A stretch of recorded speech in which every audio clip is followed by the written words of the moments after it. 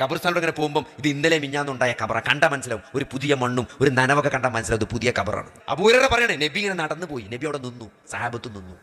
നബി പറയണേ, ഈ കബറാളി, ഈ കബർ കിടക്കുന്ന ആളുണ്ടല്ലോ, അയാൾ ഇപ്പൊ എന്താ ആഗ്രഹിച്ചു കൊണ്ടിരിക്കണം നിങ്ങൾക്ക് അറിയാം? നിങ്ങൾക്ക് ബാക്കിയുള്ള നിങ്ങളുടെ ആയുസ്സിൽ അയാളെങ്ങാനും ഭൂമിക്ക് തിരിച്ചു വരികയാണെങ്കിൽ അയാൾക്ക് ഏറ്റവും പ്രിയപ്പെട്ടത് ബംഗ്ലാവല്ല സഹോദരങ്ങളെ, പുതിയ ഇലക്ട്രിക്കിന്റെ വോൾവോ കാറല്ല അയാൾക്ക് ഇഷ്ടപ്പെട്ടത്, ബംഗ്ലാവുകളല്ല, ബിസിനസ് അല്ല.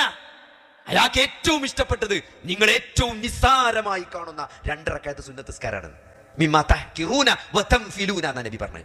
നിങ്ങൾ പുച്ഛിക്കും, നിങ്ങൾ നിസ്സാരമായി കാണുന്ന 2 റക്അത്ത്. ഈ പള്ളിക്കൽ കയറി വരുമ്പോൾ 1:08 കയറി 1:08 30 സെക്കൻഡാ, 1 മിനിറ്റ് 30 സെക്കൻഡ് കൊണ്ട് ജമാഅത്ത് തുടങ്ങാം. പക്ഷെ നമ്മൾ 2 റക്അത്ത് സുന്നത്ത് നിസ്കരിച്ചു, നമുക്കറിയാം 1.5 മിനിറ്റ് കൊണ്ട് സുന്നത്ത് നിസ്കരിച്ചാം.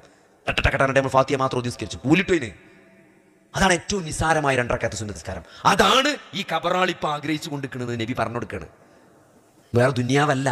അങ്ങനെ ലോക്കായി നിൽക്കുന്ന ഒരു അവസ്ഥ നമുക്കൊക്കെ വരും. കബറില് നമ്മളെ മേലെ കൂടെ ആൾക്കാർ നടന്നു പോകും.